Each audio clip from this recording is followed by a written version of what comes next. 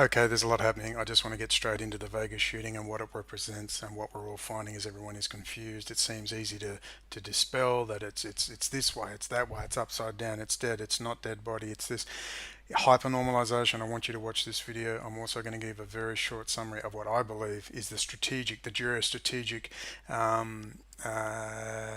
context that all this is taking place in, including Trump, Netanyahu, Putin, all sons of the City of London, and Lord Jacob Rothschild. They're all sons of the city. This is a plan because you were starting to form your own groups. You were starting to use the social media so well. You were forming the Tea Party. You were getting together, and they had to stop it. That's why they invented Trump. That's how they got the Russian people under control under Putin. And you decide if you really think Putin's going to assist the Middle East, or whether he's working with Netanyahu. He's clearly working with Netanyahu. Let's now quickly watch Adam Curtis, one of the best mainstream documentary makers. I don't agree with everything, but he's one of the best mainstream documentary makers out there. I love his style. I love his content. He's fantastic. Hypernormalization. It's got a lot of views. Hypernormalization. Watch this segment at 2 minutes 16. This is about how they are messing with your head to get you so you'll have cognitive dissonance and you'll switch off and just accept everything that's happening. Nothing I can do about it. Watch.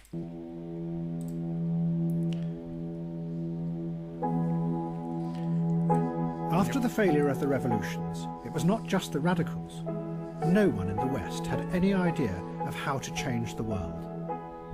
At home, the politicians had given so much of their power away to finance and the ever-growing managerial bureaucracies that they, in effect, had become managers themselves. While abroad, all their adventures had failed, and their simplistic vision of the world had been exposed as dangerous and destructive. 5 minutes this goes for. But in Russia, there was a group of men who had seen how this very lack of belief in politics and dark uncertainty about the future could work to their advantage. What they had done was turn politics into a strange theatre, where nobody knew what was true or what was fake any longer. Indeed. They were called political technologists, and they were the key figures behind President Putin. They had kept him in power, unchallenged, for 15 years. Some of them had been dissidents back in the 1970s, and had been powerfully influenced by the science fiction writings of the Strugatsky brothers. 20 years later, when Russia fell apart after the end of communism, they rose up and took control of the media. And they used it to manipulate the electorate on a vast scale. For them, reality was just something that could be manipulated and shaped into anything you wanted it to be.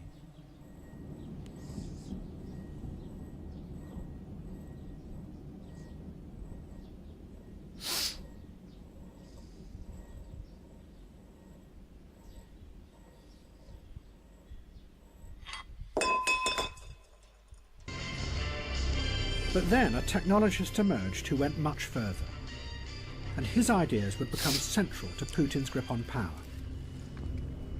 He was called Vladislav Surkov.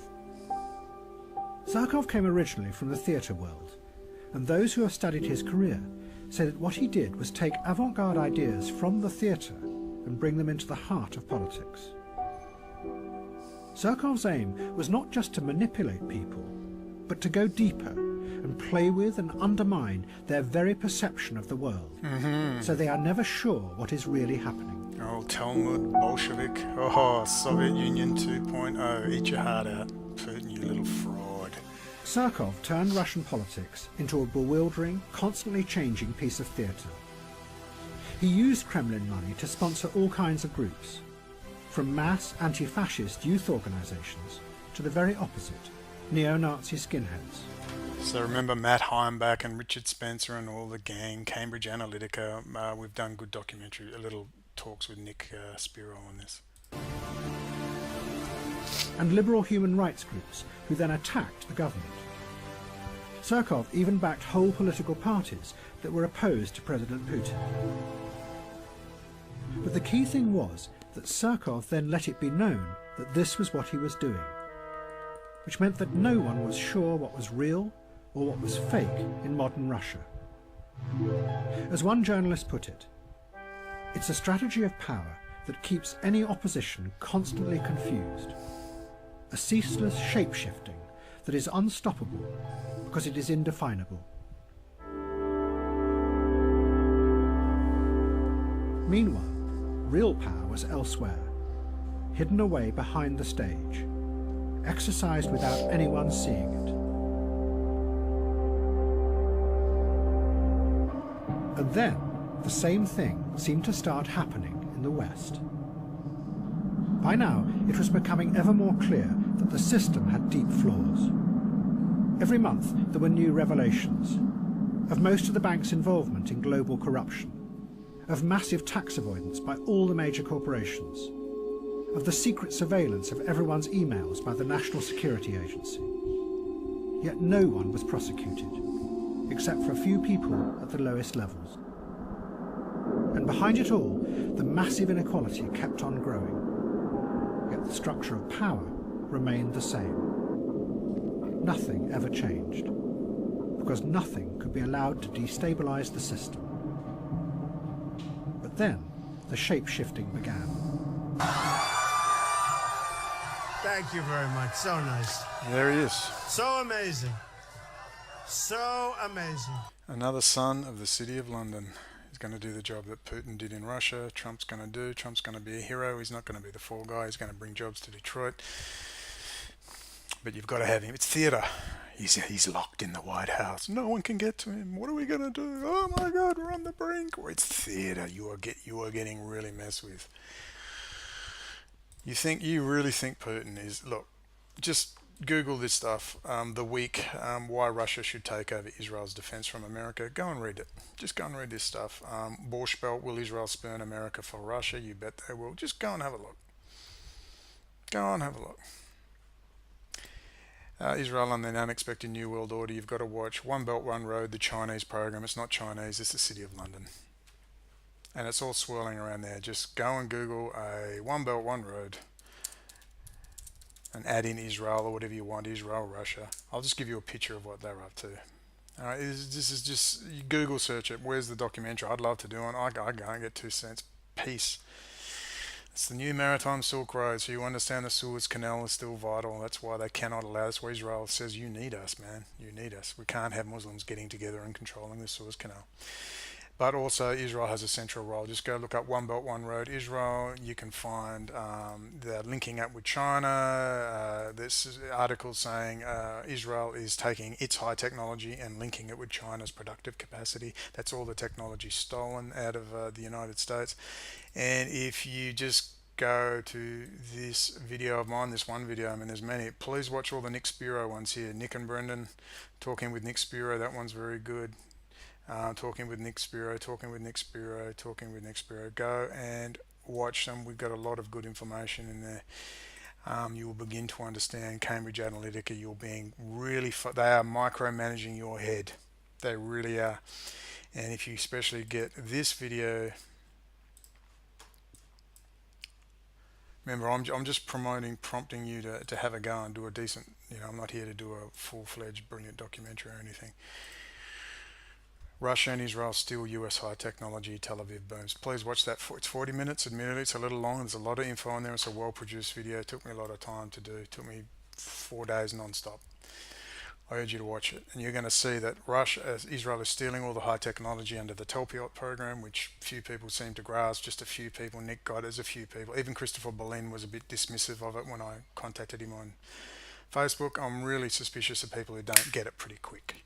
The Telpiot program was the domination of the high technology sector by Israel. That's why it can get away with what it does. Doesn't matter how many times they're exposed.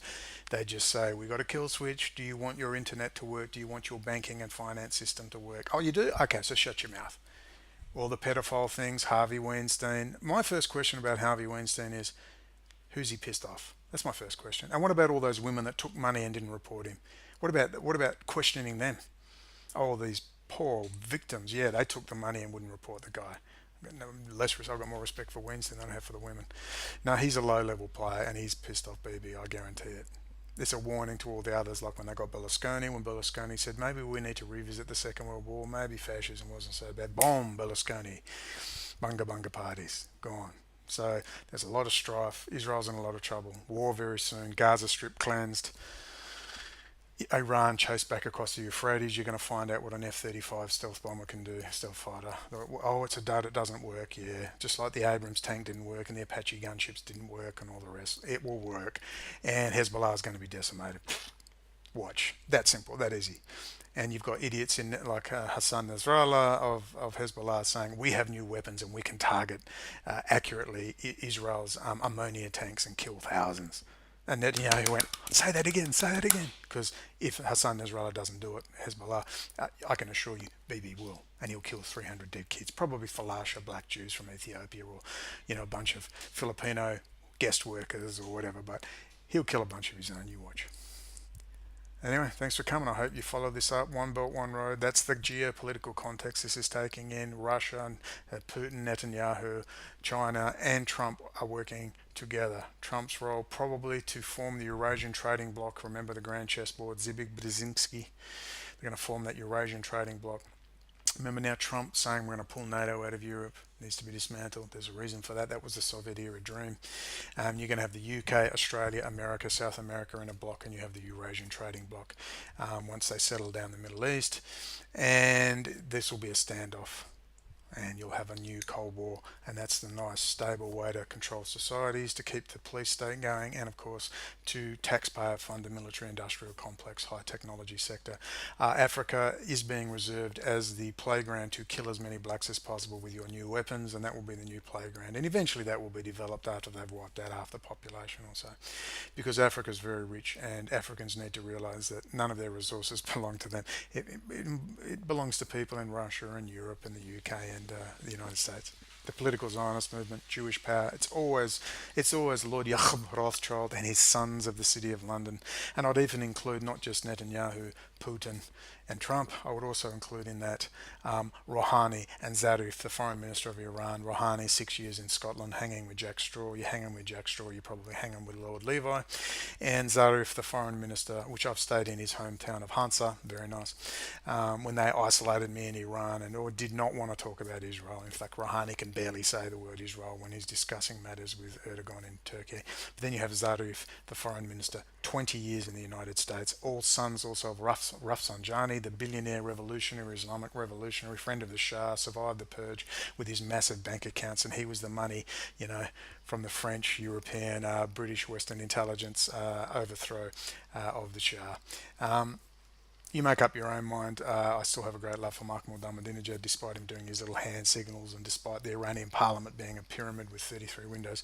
I still think there's some good there. I believe Ahmadinejad's crowd were dinkum about dealing with Israel, and they were very smart. He was very articulate. Now Rouhani, the moderates, is a lunatic and screaming and yelling, promising retaliation. It's garbage. It's theatre. Mahmoud Ahmadinejad said it best. Why would we develop a nuclear bomb? What are we going to do? Polish it? Will be wiped out. But of course, everyone in Iran says, of course we're developing one. It's not even, when I was there, everyone just laughed. Of course we are. It's their right, but the best thing to do, of course, is to expose Talmud, Orthodox Judaism, Shulchan Aruch, Zohar, Jewish mysticism, and Jewish racial and religious supremacism as the foundation for the Israeli state and the foundation for Jewish power. And if people would do that and focus on that, and also the Telpiot program, how they control everything via their domination of the high technology sector, and the coming agricultural products, everything they've stolen out of the United States is now being a blessing from Israel. And it's cures for cancer, new technologies married with China's productive capacity, and Israel's going to be a blessing to the nations, and everyone hates America. It's ridiculous. The word Israel does not leave the mouth of Vladimir Putin. Think about it. Think about that. If Vladimir Putin really wanted to settle the Middle East, he would be caning Benjamin Netanyahu, and he's not. And people say, he's a very smart operator. Look, they know exactly what Putin's up to, okay, because they're working together. Work it out. Anyway, good luck. I've got to travel soon. find a place where I can put down roots somewhere, maybe start a family, maybe start a show. But until I get a place where I'm stable, I'm toast. So I hope someone out there will just take this basic information, hook up with Nick Spiro, SPERO, Circus Maximus. Those guys have got a ton of links. You can have so much information you won't know what to do with it. Produce that defining 3 to 4 1-hour episodes and sum up this whole program very easily. Thanks for watching. Wish me luck. I'm on Malaysia Airlines, so if you see me floating off the east coast of Africa on a barnacle covered airline, pick me up, will you? Cheers.